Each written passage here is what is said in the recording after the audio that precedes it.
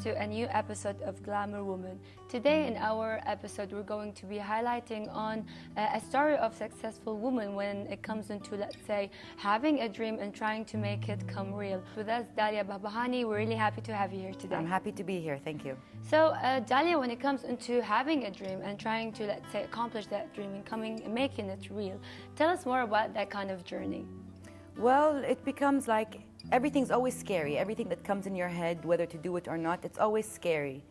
But if it's something that's in your heart you really want to do and you go for it, there is nothing you can't do. Yes, and this is the kind of thing that, let's say, happens to people. When they think about something, they really hesitate, you know? So they have to, let's say, maybe when it comes into trying to reach such kind of success, have a partner with them, have somebody to support them. Tell us more about that experience. Exactly. Also. Like, I've been for many years having an idea in my head to start.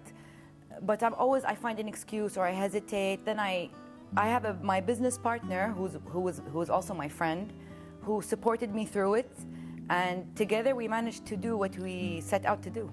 Yes. So when it comes into the business, we always, especially when it comes into food industry, it is more of a challenging, let's say, a space, dealing with people, dealing with a big audience, having lots of tastes and varieties. Like, didn't you hesitate when it comes into that part? Oh, for sure, especially going into Thai cuisine with the Kuwaiti market. A lot of people told me, oh, Kuwaitis, no, you can't use the proper Thai ingredients, you have to change it.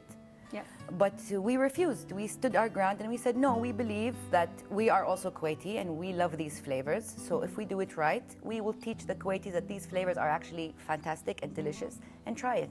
Yes, especially when it comes into their flavors, it has to be the flavor itself, because it will lose the authentic of the country itself, the experience of having, let's say, tasting the Thai food itself. Tell us about how did you actually came up with the idea? Like, what made you actually choose Thai food? Simply because we absolutely love Thai food. That's it. We love it so much. We just wanted to bring those flavors here and show the people that you can order your Thai food and not say no fish sauce, please. Yes. You can eat the fish sauce and understand why it's important in the dish. Yes.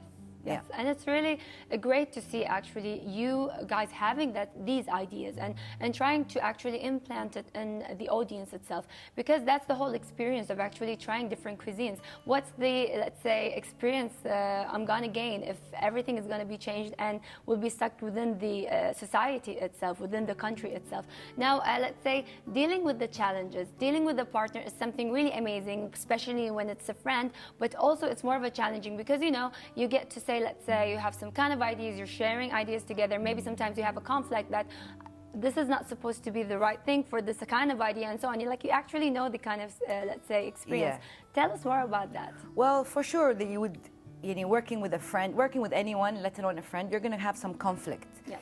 And we for sure did for a few things, but the good thing is that we communicate really well. Mm-hmm. So even if we annoy each other, we know how to overcome it and put our minds together to compromise, and find like a middle ground that we both agree on. Yes. Now, dealing with food itself, we've always seen that when it comes into Thai food, it is more of a, let's say, challenging, especially as you just said, dealing with spices and so on. Like, is it really difficult so far when it comes into, let's say, finding the right ingredients for a specific meals? I would say no. We can find all the ingredients we need to find here. The difficulties that come is that nothing is so consistent in Kuwait, and it has to do with, I guess, like clearing in customs. Sometimes it will be something small and technical, so our supplier can't clear their container. Here we face problems because then I have to go around Kuwait and try to find a replacement. But if that replacement doesn't match the quality that we want, I will remove the item from the menu until we get the ingredient and won't serve it under. So these are the kinds of challenges, but to find it, no, there's a lot of suppliers here that we work with. Mm-hmm. Yes, and how do you find people reviews so far when it comes into that experience itself? Well, honestly, our reviews are for the most part great. So that also surprised us, especially some dishes that a few of our friends said, no, don't use, for example, shrimp paste in your curry. But we were like, no, we're going to use shrimp paste in our curry and no one's going to know. Mm-hmm. And they didn't, and they love it. And it ranges from the kids to the grandparents, Kuwaiti. So Yes, And that's the most important thing that you're actually highlighting on when it comes into, let's say, adding kids to being a customer is something really challenging because, kids have a specific taste. They tend to, let's say, like something and then tend to unlike it all of a sudden. Let's say maybe a baby is enjoying, or let's say a kid enjoying it, and suddenly I don't want to eat it, like I have to stop it. So it is kind of challenging, but it's really great to see that even when it comes into adding kids as a customer is something, let's say, very important to think about itself. Now tell us about the impact of social media. How far do you feel that social media could help a business to rise, especially when we're talking about the business that it is not still, let's say, a dine-in restaurant, but it is kind of a kitchen and it's an online service? Yeah. Social media is the king of marketing these days. Like, you cannot sleep on your social media. You have to be very active. You have to try to reach as many people you want to reach. Always promote your posts, pay for the ads, contact like social media celebrities, let's call them. Yes. Send them food, like do your part, Yes. Like, this is where it is. Like, when it comes to restaurants, especially when it's something small like this, I don't think a billboard is going to do as much as a good post or a good review from someone. It is the actually, let's say, sensation of having that experience with the people, because when you open the camera and start to record, especially when it comes into social media, people tend to feel that they are actually associated, that they actually could even taste the food you're tasting once you're, let's say, experiencing it and showing it to the audience itself. Now, of course, Dalia, when it comes into, let's say, having you here, we're really happy that we actually had you and had the interview. And we wish you all the best and success when it comes into, let's say, this kind of, let's say, small business until, let's say, it flourishes and becomes, let's say, one of the greatest business we have here. We hope so. Yes, indeed. So, of course, we're going to continue with your partner. So, dear viewers, we're going to continue the rest of the interview. So, stay tuned to this.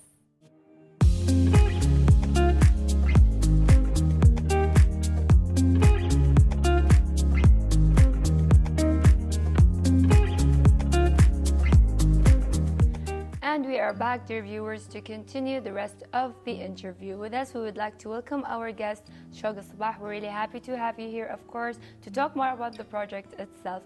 Tell us more about when was this idea established? Like, when did you come up with the idea and you said, you and Dalia, that we actually have to do it?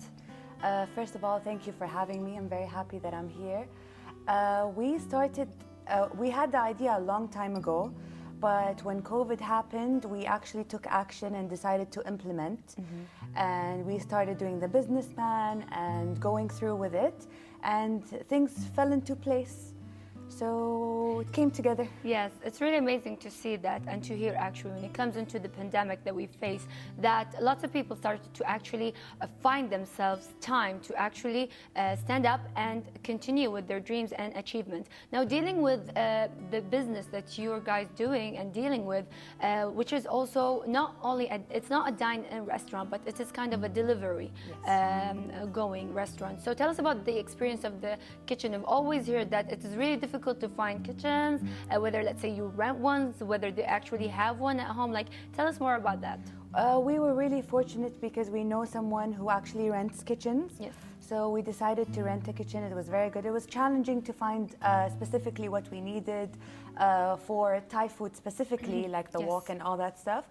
But then it all came through together, and it's just... It's a kind of, let's say, great to see and to hear that dreams do come true. Dreams do come true. Especially when it comes also with a friend. Now, of course, we've asked Dalia about working with a friend is something really great. But tell us about your experience. Like, how do you find it? How do you find the experience so far working with your partner? Working with a friend has its pros and cons. For me, it's more pros than cons.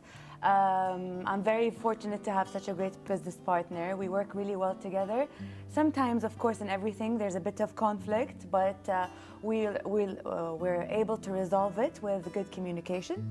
And that's it. It's really great to hear that, and hopefully that will continue, of course, to flourish. Also, when it comes into having the business to grow more on that, let's say, aspect itself. Now, dealing with customers is something really, really, really challenging, to be honest, especially when we're talking about food industry, because people tend to, especially when they're hungry, tend to complain a lot, tend to get really angry, tend to, let's say, even, let's say, they tend to have different kind of taste when it comes into food itself. Tell us about the experience of itself when it comes into dealing with customers, dealing with the business. This is something really, let's say, big when it comes into that part. Yes, it was definitely challenging dealing with very hungry customers.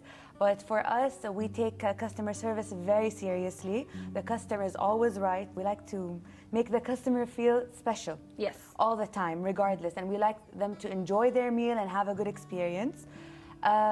So that has been working out great for us. Challenging, but yes, and that's the most important thing for the customers to know, of course, about it, that they are actually considered to be the first, and they have the priority itself when it comes into dealing with the meals, dealing with what they actually, let's say, want to experience and so far. Tell us more about the menu, because we've always seen that when it comes into Thai food, there's a lots of varieties of food. So tell us about that. Like, do you have a specific menu that you actually go through, or do you tend to change the menu from time to time and so on? So our main focus is like to deliver authentic Thai food. We have a Thai chef. He's from Isan, the best place for food. That's our goal, and we do have, like, the menu is standard pretty much, but during the winter we're trying to introduce like 2 new dishes, like heavy soups, like the cow soy. It's a red curry noodle soup with beef, and boat noodle soup. It's a bone broth with beef.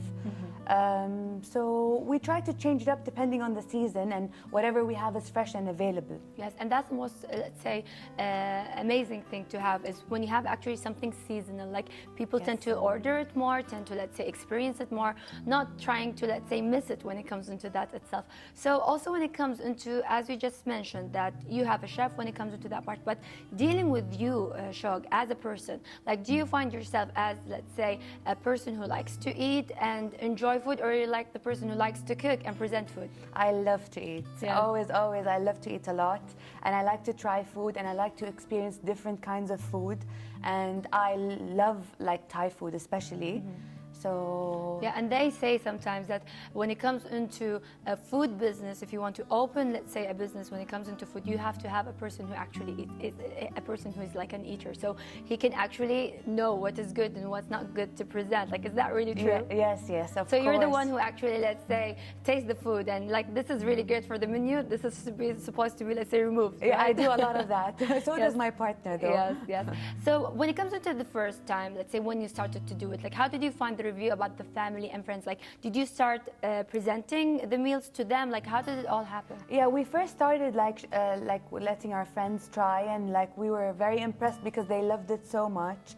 The family too, they loved it so much, and then we expanded like to more and more. We started like small delivery business, like orders through Instagram, and then It started to develop more until, let's say, you're reached towards all of the deliveries, applications, and so on. Yes. Now, also when it comes into the taste of people, so far, how do you find it? Like, do you actually find customers that are willing to try Asian food, especially Thai food, in the area itself? I'm actually surprised because I thought it would be like very niche and not so many people would be into authentic Thai food. But a lot of people are, and they understand the flavors, they love it. There's a lot of good reviews, so I was very happy and impressed with that. Like, I was like, okay, surprised. Yes, it's really great to hear about that. Now, tell us about the future when it comes into the restaurant itself. Like, do you actually plan in having something for the future, like a dine-in restaurant and so on? For sure, we would love to have dine-in, because dine-in is a whole different experience, and you get to have the food hot and right there, made, freshly made. So for sure we would like to do that and Yes. expand and go bigger. Yes, we really do wish that for both of you, of course, when it comes into the business. Now, dealing with your friend and your partner, this is something really challenging because there's ups and downs, especially when it comes into a specific review from a customer, dealing with, let's say, kind of offers, dealing with the people, let's say, tend to have more offers. Like, we want something like a discount, like something to encourage them more to actually come and not even, let's say, come for a first time and go. So they actually want them back. Tell us more about that experience. Like, how do you find it so far with Dalia? We're working great together. Like, she's good at things and I'm good at things, so it's quite of a good balance. Balancing, yes. Yeah, and we tend to agree. Like, we trust each other very much. I believe in her ideas, she believes in mine. And that's the most important thing, to be honest. Yeah. Believing in each other, like you complete each other, especially when it comes into growing the business itself. Yeah. So, Shag, it was really amazing to have this kind of interview. Of course, when it comes into women achievement, especially in the food industry, this is something really great to see. Great Kuwaiti women actually working on their own, let's say, restaurant recipes and food, presenting authentic food itself for a specific countries from a different content, let's say, and having it for the audience is something great. So we wish you all the success, of course, in that part. Thank you so much. I appreciate that. Thank you so much. And of course, dear viewers, we're going to continue the rest of our episode, so stay tuned with us.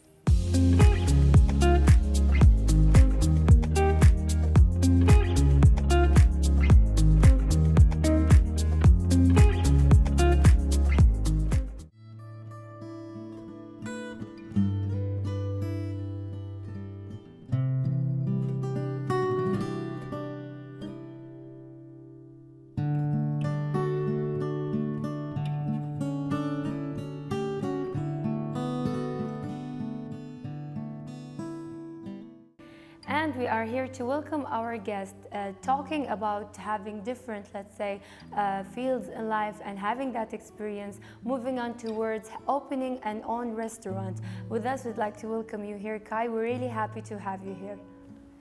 Thank you very much. It's my honor to be here today.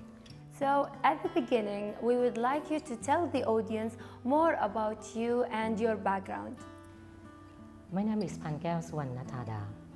You can call me Kai as my nickname. I was born and raised in Bangkok. I started my work as field engineer in 1996 as the first telecommunication company in Thailand. You can imagine before that we have a big mobile phone, very heavy one. I was there installing all the fiber optics around Thailand. After that, I moved to oil and gas sector. My first assignment is in Duri, Sumatra, Indonesia. I was working around Southeast Asia, across one country to another. Couple months in Labuan, couple months in Brunei, sometimes in Jakarta, and most of the time in Borneo, Sumatra, which is an offshore location. You can imagine the place I work is the deepest water level in Southeast Asia. The water level is 6,000 meters. I was there sometimes 6 months before I be able to get back to shore. I would say that I was very first generation of female engineer that work offshore for oil and gas business. And after that, I've been in the field for 7 years. I got transferred to Kuwait as field service manager for Schlumberger Oilfield Services Company. This is how I came to Kuwait and start working. To see this great journey, having your ambition, working as an engineer, and of course having that great history and knowledge when it comes into working in your country, working in Indonesia, working also here in Kuwait, and having that challenges that face you working, of course, as you just mentioned, the first woman to work on that sector, especially on the water itself and sea itself. It's really amazing to see that, Kai, of course. Reaching here to Kuwait, dealing with, let's say, different, let's say when we talk about Indonesia and Bangkok, it more has the same atmosphere of the weather, the maybe people and so on. Coming to Kuwait is something really different. The weather here, let's say, people, even the language is mostly, let's say, difficult and new for you. How was it? Did you find it challenging? I found Kuwait is heaven to work for oil and gas business. Because in other locations it was very tough and you could not reach any facilities as a female engineer. At Kuwait, you can imagine you can move from one location back home within an hour or two. The location is clean and nice, the road is wide and perfect. The well is really shallow and the lifestyle is good. The client is very nice. I love Kuwait once I get here. It's amazing. It's really good to hear that and to see from your own experience, your own review on the country itself. Kai, if we want to talk about you choosing engineer, did you think of it? It was your dream from the beginning to become an engineer? Actually, it's not was my dream to become engineer. I just choose whichever is, I can say, like trendy at that time. And we know that to get into the seat, especially engineering faculty, is one of the most difficult to achieve. Yes. And I just set my goal there. However, I feel working as a field engineer is not bad after all, because it's just a combination of everything. You have a basic of almost everything: troubleshooting, safety, management. Yeah, you can use this one to apply in your daily job. Yes. Now, dealing with, let's say, talking about being an engineer and having that great journey in your career, moving on here in Kuwait and having this kind of business of opening your own restaurant, especially when it is about, let's say, Thai, let's say, restaurants. Tell us more about that. Is it really difficult because you're an engineer and at the same time you're having a business of a restaurant? I love business, actually. It has been for a while in the field, and at the end, you would like to settling down somewhere. I got that thinking when I first got here, and I want to do something. In order to do business, it can be anything that you can think of. It's something unique, something nobody done it, something that has potential. So when I got here, I found that there are not many Thai restaurants in Kuwait. Yes. Thai food is not known here. Meanwhile, Thai food is already popular internationally. Why not here? Yes. That is a good potential, because you got to do anything that you don't have many competitors. Yes. Even though you're going to start with 1%, after you're going to share the market of 10, it's a big jump. So I was thinking to make it possible.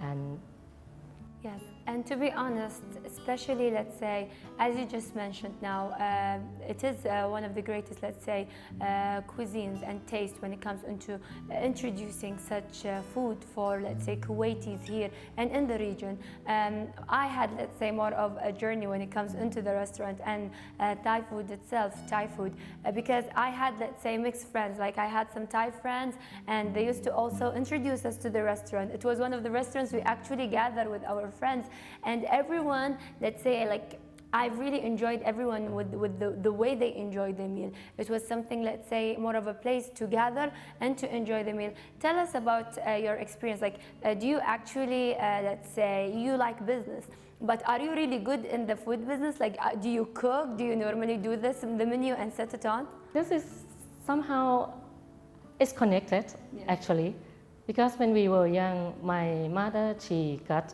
a food vendor card, which is selling some Chinese soup. And we got a very good Chinese chef that teach me a lot of things. Yes.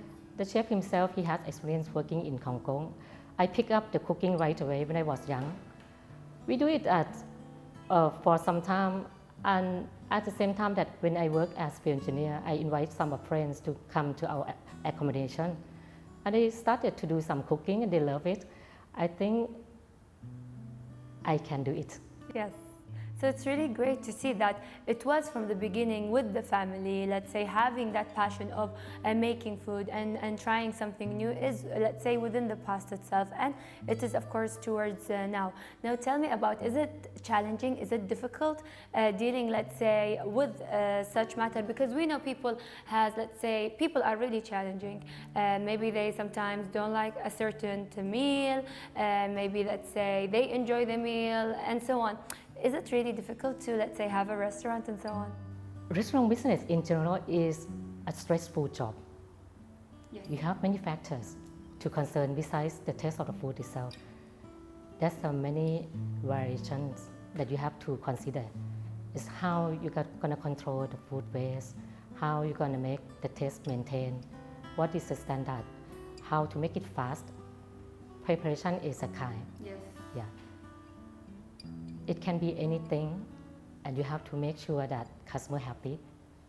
So obviously it's challenge, it's long hour operation with a short hour of preparation. And sometimes you get nervous somehow when customer is not happy. And we just want everyone happy. Yes, and this is what makes it really, let's say, challenging and fun at the same time. Because if it wasn't for that challenge, you won't, let's say, get, let's say, more power to think about how to let the customer feel happy. And maybe it is something that you think all the time about, especially if you have, let's say, somebody who is a little bit, let's say, not happy about a meal or something. I'm sure that you cannot, let's say, even sleep it out, because it is something important. Owning a restaurant will help you achieve on that certain matter. Now, I want you to tell me about when it comes into the food. Do you set a menu? Like, do you do something new? Do you add something new to the list? Tell us more about that. Actually, if you look at the menu that we have, we present a Thai street food where you can imagine if you visit Bangkok and walk through the Bangkok Fresh Market and you see a lot of vendors selling food carts. We try to offer most of popular menu there. And you find is simple. Noodles bowl, rice dishes, curry, soup, and so on.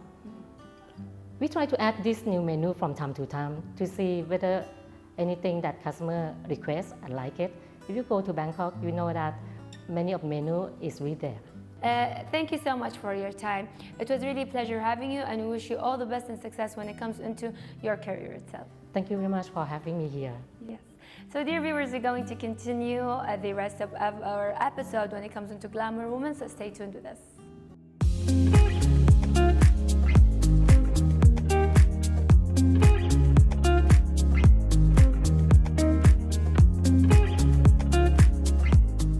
Hello, welcome to our segment. Today we will talk about women join the duty. Despite the strict traditions in the Arab Gulf state and the restriction imposed on women's work by Gulf society, women held high security position in their countries and worked to maintain the stability of their countries alongside their fellow security men. During the previous period, the government of the 6 countries of the Cooperation Council began giving attention and a prominent role to women in the security and military sectors by assigning them various tasks, whether in prison, traffic, civil defense, inside institutions or airports. The cause within the Gulf countries did not stop for the urgent involvement of Gulf women in the security and military sector. The United Arab Emirates has been known to have taken care of the women police since 1978, when the Women's Police School was established to prepare women to assume their responsibilities toward their country, provide the security sector with the human competencies in important and necessary positions, and participate in the strengthening in the processing, building security and stability. Saudi Arabia started late in involving women in security work, as it was the first police station in the kingdom in March 2012, and specialized in following up on personal, financial and real estate issues. Kuwait is one of the Gulf countries that has been late in involving women in police duties. This is due to many considerations, but allowing them to join the police force began in 2009.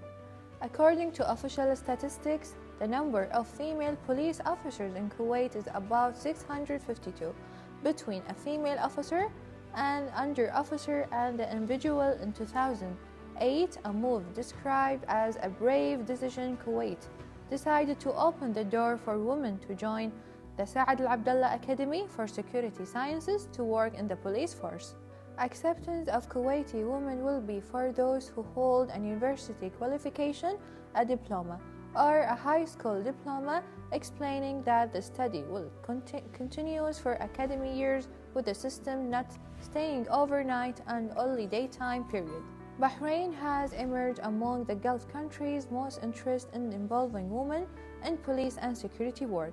The establishment of the women's police in the kingdom dates back to 1970, in which Bahraini women put a strong foothold in the police field. Women police in Oman. The Sultanate of Oman has hired women in police work since 1972, as it's one of the first countries in the Arab Gulf that employ 2 girls and expect women traveling by the air Bayt al-Falaj airport, in addition to employing a number of other girls, some of whom were attached to the criminal investigation department to deal with the females in cases in which some of these parties or witnesses are female.